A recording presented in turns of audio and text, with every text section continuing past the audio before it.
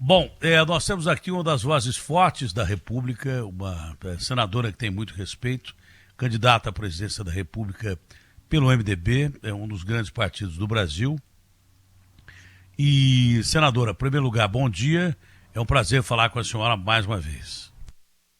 Prazer é sempre meu, da Atena. Obrigada pelo convite. Em seu nome, do Agostinho, eu cumprimento todos os ouvintes da Rádio Bandeirantes. Senadora, União Brasil, MDB e PSDB estão em conversas para unificar a terceira via. É o que mais se fala agora. Seria o mais correto, tem parte até do União Brasil que gostaria de contar com o muro também dessas discussões. A senhora acha que pela polarização e pelas pesquisas, o melhor caminho é realmente essa unificação e escolher aquele que... E até o Ciro, né? Estão convidando até o Ciro. Que esse seria o caminho para se decidir quem é o melhor candidato para a terceira via, ao invés de pulverizar a terceira via? Eu não tenho dúvida disso, Datena. Numa democracia, o melhor caminho é o caminho do diálogo, da união e da convergência.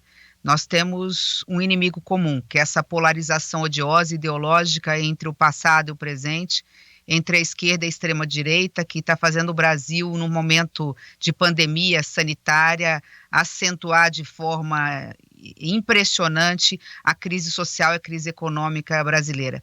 O Brasil passa fome, o Brasil hoje é um país de miseráveis, um Brasil que tem o jovem perdido porque não consegue minimamente, nem na informalidade, um emprego, um sustento, e o trabalhador brasileiro perdendo emprego e a classe média apavorada porque hoje vai no supermercado e não consegue mais trazer para casa os alimentos que trazia. E diante de tudo isso, nós temos um governo que, ao invés de governar, acirra a polarização, já está pensando no processo eleitoral, e isso interessa também para o governo, para o PT e para o candidato do PT. Essa polarização que levaria esses dois candidatos ao segundo turno, a meu ver, Datena, só se encerraria em 2026. Então, diante disso, eu faço parte de um conjunto de homens e mulheres públicos que estão colocando o interesse do Brasil acima do interesse pessoal ou político partidário. E a senhora é uma dessas mulheres notáveis que nós temos na política brasileira.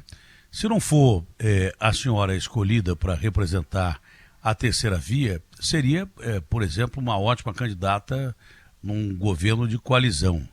Existe a possibilidade de aqui em São Paulo a senhora ser vice do Rodrigo Garcia nessas próximas eleições? Porque há afinidade entre o MDB, o PSDB e pessoas que estão incluídas no contexto. Não sendo a senhora, o que seria uma pena a candidata da terceira via, a senhora poderia aceitar um convite para ser vice do Rodrigo, tornando a chapa dele mais forte? Do Rodrigo Garcia? O Rodrigo seria pré-candidato à presidência da República? Não à presidência. Eu disse que se a senhora não for candidata à presidência, a senhora aceitaria o cargo de vice-governadora, que tornaria a chapa do Rodrigo mais forte? Eu acho que por uma questão de calendário, Datena, isso não seria possível, porque eu teria que mudar o domicílio eleitoral para São Paulo num tempo muito curto, né? Então, em função disso, por isso que eu perguntei, achei que você estava falando em relação a uma possível alteração dentro do PSDB. Então, em função do calendário eleitoral, isso não seria possível. Mas você me permite, com base nisso, fazer aqui uma complementação em relação à sua pergunta. Quem quer apoio precisa estar disposto a dar apoio. E uma pergunta que é muito recorrente, eu sei que seria provavelmente a sua próxima, é se eu aceitaria ser candidata. A pergunta foi equivocada, porque eu fiz uma confusão, mesmo porque a última vez que eu vi a senhora, eu estava dormindo no gabinete aí do Rodrigo Garcia, que estava me fazendo um convite para fazer parte da chapa dele. Existia um convite ou uma possibilidade da senhora ser vice do governador João Dória numa chapa presidencial? Era essa a pergunta. Eu imaginei já ia respondendo essa sua pergunta. Nós estamos falando de política há tanto tempo e não só de política, mas de outras coisas há tanto tempo, né? 24 horas por dia, e eu trabalho só falando 7 horas e meia por dia, então é complicado. A pergunta é outra, se a senhora aceitaria uma vice na chapa do Dória, porque MDB e PSDB têm uma ligação muito forte. Eu imagino. Bom, Datena, quem quer apoio precisa estar disposto a dar apoio também, é óbvio. Mas como já é a 15ª, eu gosto muito desse número, como a 15ª vez que me fazem essa pergunta, me permite um desabafo ao amigo, né? A Só você tá que é meu contando, amigo, né? Eu imagino, Só tá eu estou contando, contando. eu imagino assim, se eu fosse homem, se todo mundo me perguntaria isso. Porque assim, eu, Eduardo Leite, João Dória, todos estamos mais ou menos com os 2% de intenção de votos, entre 1% e Não, mas 2%, né? Eu da sei minha disso parte pela não foi por causa amizade. de gênero. Eu sei Não, disso, não, é da pela minha parte não foi amizade. por causa de gênero. Não, e também pela informação que eu tinha e usei mal, porque eu vi a senhora no gabinete do João Dória, Estamos talvez conversando ali mesmo. fechando. A senhora acho que não tinha nem sido lançada candidata ainda pelo MDB, ou se tinha sido lançada há pouco, e que por isso talvez a senhora pudesse ser vice do João Dória. Não foi por questão de gênero, não. Foi por uma Eu questão de sei. informação privilegiada que eu É, tinha e que eu usei mal, pela confusão Estamos que eu fiz conversando com aqui. todos os pré-candidatos da Atena. Estamos conversando com o João Dória, estamos conversando com o Moro, estamos conversando com o Eduardo Leite, estamos conversando com todo esse que Opa! todos chamam de centro democrático. Mas o que eu quero Posso dizer de forma expandir a bem objetiva. pergunta, então? Posso expandir a Eu pergunta? posso. Do mesmo jeito Não, que o eu posso Moro, o responder João de forma Dória, objetiva o para Eduardo você. Leite. Não, da É, mesma forma que o Moro, o Eduardo Leite, o João Dória poderiam tê-la como vice, a senhora pode ter um deles como vice também, quem com sabe? Depende da certeza. performance. Agora a pergunta melhorou, Datena. Agora nós começamos a nos entender. Ficou melhor a É. pergunta. Mas assim, agora falando Desculpe, sério, o Datena, entrevistador quando o entrevistador é pior que a entrevistada, é complicado. imagina, que é isso, que é isso. Temos amizade suficiente para poder estar aqui num bom bate-papo. Eu não sou vice de ninguém, Datena, e não quero atrapalhar esse centro democrático. Eu explico por quê. Se eu não tiver condições de despontar como cabeça de chapa e ser candidata à presidência da República, eu não preciso de nenhum posto para estar apoiando o centro democrático. Quero dizer o seguinte, eu não sou Bolsonaro nem Lula. Eu não vou estar no palanque de nenhum dos dois. Vou estar no palanque do centro democrático. De preferência, eu encabeçando essa chapa e tendo Eduardo Leite ou Dória ou qualquer um desses de vice. Se eu não tiver condições de despontar como cabeça de chapa, eu não preciso ser vice de ninguém. Eu vou estar nesse mesmo palanque, segurando a bandeira, defendendo a democracia, os valores que eu entendo que estão sendo, infelizmente, aos poucos sendo deteriorados. Então, a resposta de forma bem objetiva. Eu faço parte desse grupo, entendo que a melhor via não é essa via de polarização. Eu sou pré-candidata à presidência da República, ponto. Hoje a polarização está aí, né? Pelas pesquisas, ou seria Lula ou seria Bolsonaro. Qual chance, quem quer que seja, inclusive pode ser a senhora, como terceira via tem, porque nós estamos nos aproximando das eleições. Quando a gente fazia essa pergunta lá atrás, todo mundo dizia, ainda é muito cedo para você ter uma definição, mas agora o espaço já está diminuindo e vai passar na velocidade hipersônica. Qual a chance teria um terceiro candidato, já com uma união da terceira via e de ideias, né? Porque não adianta você se unir em termos de partido, você tem que se unir em torno de ideias que são contrárias ao Bolsonaro e que são contrárias ao Lula. Dentro desse quadro, qual a chance a terceira via teria de crescer? E até quando ela poderia crescer? Bom, eu inverteria dizendo que ela vai começar a crescer a partir de maio. Agora as pessoas estão preocupadas com o desemprego, com a fome, da guerra na Ucrânia, que está impedindo que o alimento básico da cesta básica do povo brasileiro chegue na mesa mais barato, especialmente o trigo, que nós sabemos que faz o nosso pãozinho de cada dia, o nosso macarrão e o próprio arroz, que é importado. Esse tempo é o tempo da economia, o mês que vem é o tempo da economia. Mas se nós pensarmos de novembro para cá, quantos dessa terceira via já ficaram pelo caminho? Hoje, se eu te perguntar quem é esse centro democrático, quem são esses pré-candidatos, você não consegue lembrar mais do que 3 nomes. Em novembro eram 7. E eu tenho certeza que vai chegar em final de maio com 2, e lá para junho nós teremos um único nome. Repetindo, quero ser, até por ser a única pré-candidata mulher da Atena num eleitorado majoritariamente feminino, eu quero ser essa via de convergência entre os partidos democráticos. Olha, até por isso, e mesmo com essa decisão de se lançar um candidato que esteja melhor nas pesquisas a enfrentar o Bolsonaro, principalmente para tirar o Bolsonaro do segundo turno e o Lula na sequência, até por isso, sendo a senhora única candidata mulher, eu não abandonaria o pleito de jeito nenhum. Eu não abandonaria. Eu acho que a senhora tem um dever para com as mulheres do Brasil. Tá? Ah, mas a presidente Dilma foi muito mal durante o governo dela. Primeiro que capacidade independe de gênero. Tem mulheres muito melhores que homens e homens muito melhores que mulheres. Tem mulheres brilhantes que não têm a oportunidade de mostrar que são brilhantes. Tem homens brilhantes que nunca chegam a lugar nenhum. Mas normalmente a mulher tem muito mais dificuldade em pé de igualdade, porque não existe pé de igualdade no Brasil. Não é pelo fato da presidente Dilma ter feito um governo muito ruim que as mulheres não podem ser candidatas. E eu vou chegar ao finalmente agora. Mesmo que a senhora não tenha uma avaliação boa em maio, nós temos mais exposição de mídia e temos debates. E a senhora é muito convincente porque tem conteúdo. A senhora não só fala bem, a senhora tem bastante conteúdo para ajudar a mudar o país.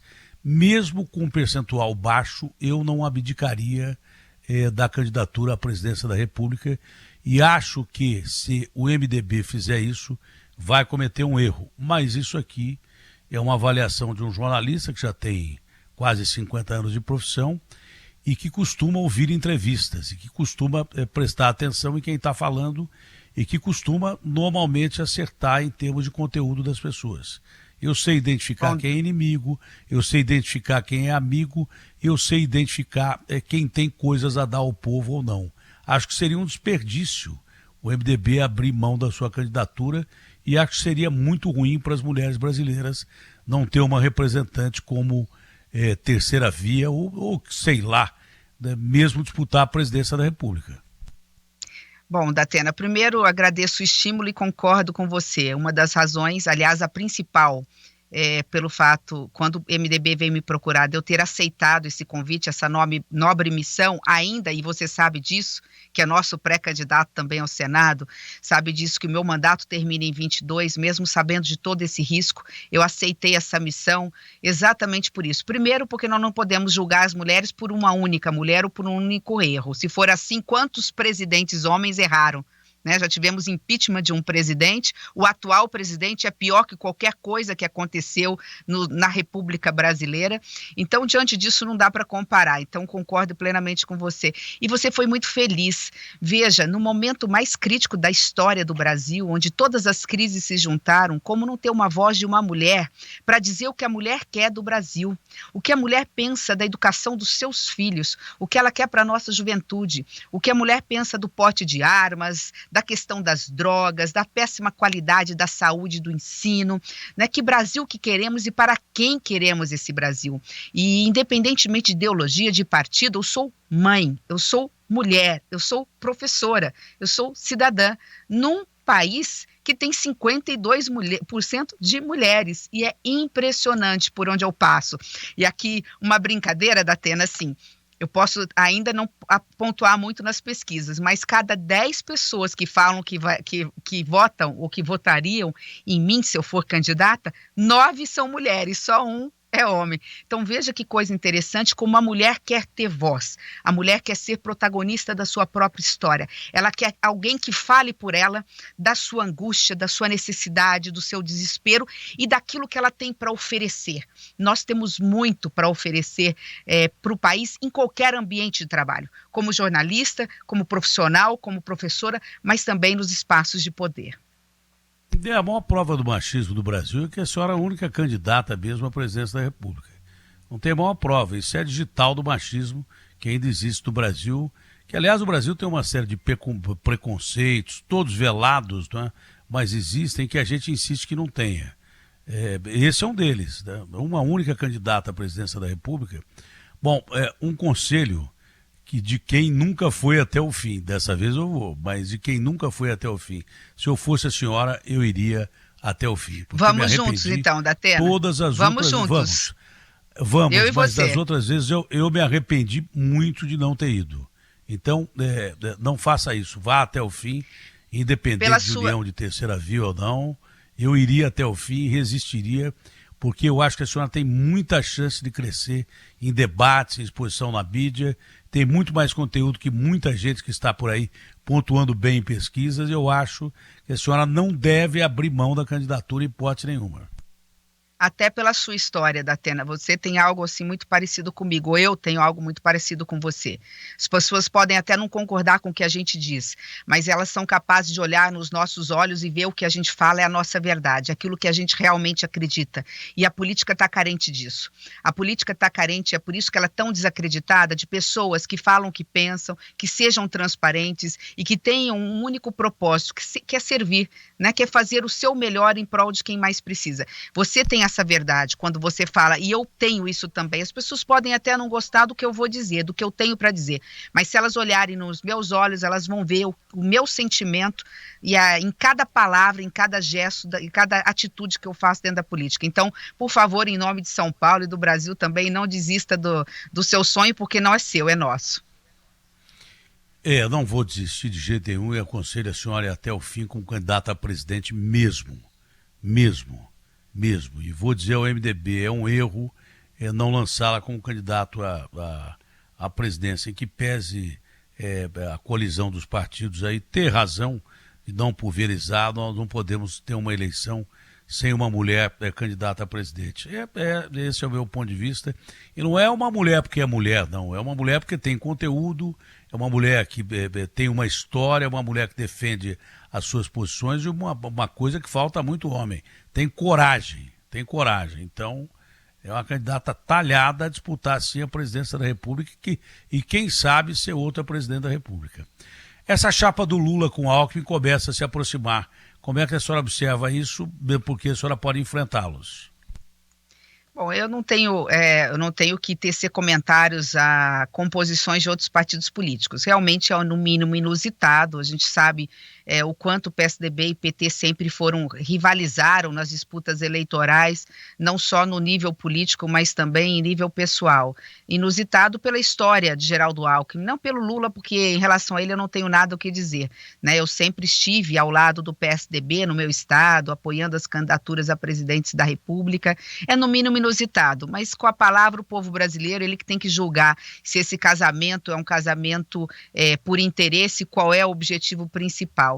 Na vida a gente tem que ter coerência, né, Datena? Eu tenho coerência. A coerência de ter sempre um lado e estar sempre ao lado da verdade, do que é certo, do que é justo, para ganhar ou para perder. É o processo, mas as minhas convicções sempre permanecem de forma imutável.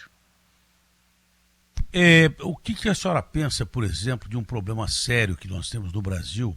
Nós estamos comemorando 12 milhões de desempregados. Eu não sei como é que se comemora.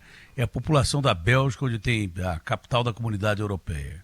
A gente está comemorando aqui 12 milhões de desempregados. São números do IBGE que devem ser maiores do que estão. E depois tem os subempregados, os empregados que são praticamente escravos, gente que recebe muito mal, e a gente está comemorando esse quadro que começou lá no governo Dilma Mantega, com todo respeito à presidente, que arrebentou com o Brasil, com o Mantega, e jogou o Brasil naquela época sem pandemia, sem nada, com 14 milhões de desempregados na sequência, mesmo porque o Temer amenizou no final do governo os números que eram ainda piores, não é? Como é que a gente pode comemorar 12 milhões de desempregados e como é que a senhora acha que a gente pode recolocar essas pessoas e dar oportunidade para que elas levem, pelo menos, o que eu acho que é o principal problema do Brasil hoje: comida para casa, fome? Bom, primeiro, levar uma pessoa que comemora um dado desastroso, é um verdadeiro desastre social. Começa por aí, essa desigualdade extrema do Brasil, que já existia antes da pandemia. Então não tem desculpa para o atual presidente dizer que isso é fruto da pandemia. Isso é fruto da má gestão do presidente na pandemia, que deixou o Brasil 1 ano e meio fechado porque não sabia se comunicar e coordenar o processo pandêmico no Brasil. Então é mostrar para essas pessoas que comemoram o que é a fome, né? Lembrar para essas pessoas que enquanto nós alimentamos 800 milhões de pessoas no mundo, nós temos metade da população brasileira Datena ainda com alguma forma de insegurança alimentar e 5 milhões de crianças dormindo com fome todos os dias. Não há que se comemorar absolutamente nada enquanto um único filho de um brasileiro ou uma brasileira estiver passando fome. A saída está, primeiro, que acabar com essa polarização, né? Enquanto nós estivermos nessa disputa como se algo mais importante fosse o processo eleitoral, né, entre esquerda e direita, nós não vamos a lugar nenhum. Segundo, obviamente, lembrar que nós precisamos de um crescimento sustentável e não se cresce de forma sustentável no Brasil só enaltecendo o agronegócio. Que bom que o agronegócio é de ponta no Brasil, mas o setor empresarial, que é o que mais gera emprego sustentável, na formalidade, com carteira de trabalho, é preciso um grande plano nacional de desenvolvimento para o setor empresarial, para que assim a gente possa realmente gerar emprego com carteira de trabalho. A gente só fala em commodity, que é mercadoria. Commodity é bonito para o cara entender, mas é mercadoria. A gente só exporta coisa in natura. Nós não temos fábrica. O que a gente pode fazer aqui, a gente compra de fora e muito caro.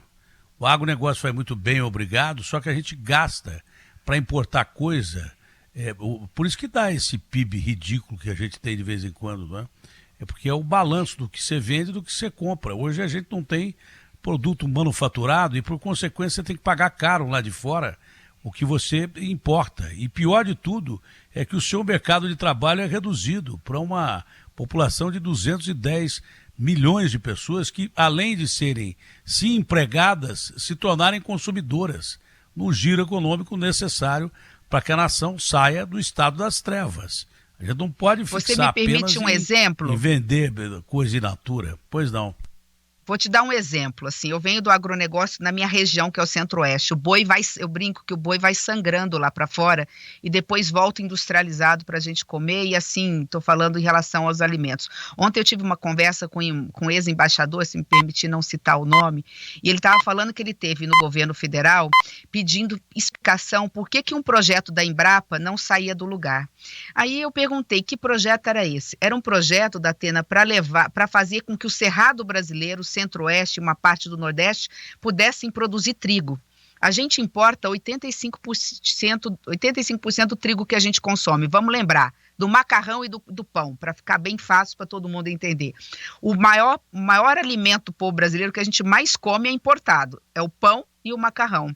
E isso a gente faz com que a gente pague mais caro, ainda mais agora que é em dólar. Pois bem, sabe quanto custa o projeto que está parado no Ministério, no governo federal, para permitir que a Embrapa possa buscar tecnologia para fazer com que o Brasil produza o trigo necessário para o nosso pãozinho de cada dia? Não. Um projeto não custa mais que 3 milhões de reais. Não são bilhões, 3 milhões de reais. Isso não é nada, nem para o menor município, a menor capital brasileira, que girar para o orçamento federal. Então é isso, falta planejamento, falta um governo que conheça a realidade do Brasil, conheça não só as dificuldades, mas conheça as potencialidades que representam o Norte, o Nordeste, o Centro-Oeste, o Sul, o Sudeste, né? Lembrar que o Brasil tem o maior manancial de água doce do mundo. Nós temos condições de ser pioneiros no mundo em energia sustentável, cuidando do meio ambiente. Nós temos condições, sim, de levar a produção para o Nordeste. Outro dia eu vi uma frase muito triste. O Nordeste cresceu, é verdade, mas não saiu do lugar. Ou seja, cresceu, mas cresceu muito abaixo do que cresceu a média do Brasil. Então, continua com os piores índices de desenvolvimento humano, seja no nível educacional, seja no nível social. Há muito o que se fazer na Datena. É lamentável. Não é falta de dinheiro, é falta de vontade política e planejamento. Olha, por essas e por outras que vai aqui o conselho de um amigo e de um velho jornalista. Tá? Eu não tenho experiência política, mas tenho experiência de vida que necessariamente você vê o tal de Zelensky lá, era um humorista, é considerado um herói de resistência hoje, sem experiência política nenhuma. Mas aqui, de observador da história do Brasil, não um profundo conhecedor, mas de um historiador da história do Brasil, nem as grandes mulheres que lutaram pelo Brasil, que perderam suas vidas pelo Brasil, isso é só você ler a história, nem essas grandes mulheres são lembradas. Enquanto personagens masculinos todo dia estão na crista da onda, são citados como frases e daí por diante, quase não se fala das mulheres heroínas do Brasil, sem se falar na mulher brasileira, que no dia a dia já é uma guerreira para conseguir fazer a comidinha nossa de cada dia, de todo cidadão. Até por isso, por tudo que a gente conversou aqui, mantenha-se como candidata à presidência da República, independente dessa coalizão querer lançar um candidato único. Eu acho que o Brasil precisa ter uma representante mulher, não por ser mulher, mas por ser uma mulher e competente e capaz de ser presidente da República. Vá até o fim. Não vou desistir, Datena. Coragem não me falta, em nome de todas essas mulheres anônimas que acordam de madrugada, cuidam dos seus filhos e companheiros, ainda tem que sair na labuta do dia a dia para ajudar no orçamento e não é reconhecida pelo que faz. Você citou o nome de mulheres que morreram para que nós mulheres pudéssemos ter voz, ter vez, ter direito a voto, isso é verdade, mas também em qualquer ambiente do mercado de trabalho. As mulheres, para serem consideradas tão boas quanto os homens, elas têm que muitas vezes ser melhores. É assim na poesia, é assim na arte, é assim na profissão do dia a dia, é assim na política também. Não é à toa que em pleno século XXI, Datena, eu me espantei, por isso que também fui até o final sabendo que ia perder. Eu fui a primeira mulher candidata à presidência do Senado em 200 anos de história. Eu sabia que ia perder, tinha um orçamento secreto ali sendo distribuído em relação a alguns votos, mas eu fui até o fim porque eu falei, um dia, Datena, eu vou estar talvez ouvindo você noticiar, eu já aposentada, né, que ali na presidência do Senado se elegeu uma mulher, eu vou falar de alguma forma, eu abri a porta para isso. Eu acho que é um caminhar, a vida da gente é um caminhar, a gente abre caminhos para que outras pessoas sigam. Se hoje eu estou aqui, eu devo a tantas mulheres anônimas, né, um dia eu espero que algumas possam dizer, eu estou aqui também porque a Simone fez de alguma forma diferença na vida das mulheres brasileiras. É isso. Um abraço grande à senhora. Boa sorte, porque competência não lhe falta. Fique com Deus. Vou retribuir. Não desista também, Datena. Um grande abraço. Bom dia a todos. Não vou desistir. É só não me torrarem a paciência, porque desistir, eu não desisto. Mas eu tenho ainda várias propostas para, se continuarem me torrando a paciência, desistir da companhia que eu estou. Isso eu não tenho dúvida. O MDB está de portas abertas. Se eu não gostar com quem eu estou e já estão me torrando a paciência, eu dou uma bica e vou embora. Agora, desistir da candidatura, não desisto. E obrigado pelo convite. Abraço grande. A ficha de filiação está sempre pronta. Um abraço. Eu não desisti, fui filiado ao MDB e não desisti dos amigos que tenho no MDB. Abraço grande à senhora, fica com Deus. Amém. Fiquem com Deus também.